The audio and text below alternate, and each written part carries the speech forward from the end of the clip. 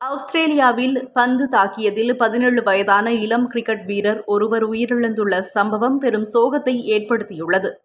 Pen Austin என்ற வீரரே இவ்வாறு சிகிச்சை பெற்று வந்த நிலையில் இன்று காலை உயிரிழந்துள்ளதாக அறிவிக்கப்பட்டுள்ளது.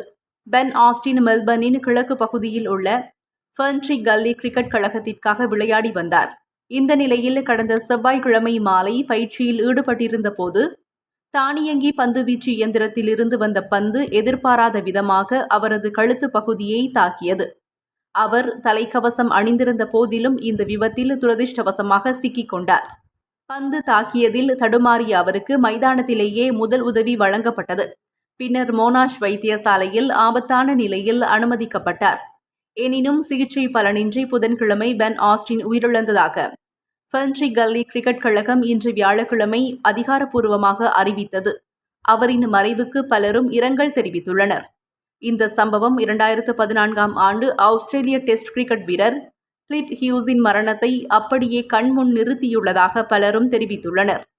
சிட்னியில் நடந்த ஷேஃபீல்ட் ஷீல்டு போட்டியின் போது வேகப்பந்து வீச்சாளர் வீசிய பந்து ஹியூஸின் கழுத்தை தாக்கியது. அதனால் ஏற்பட்ட இரத்த கசிவு காரணமாக அவர் 2 நாட்களுக்கு பின்னர் உயிரிழந்தார்.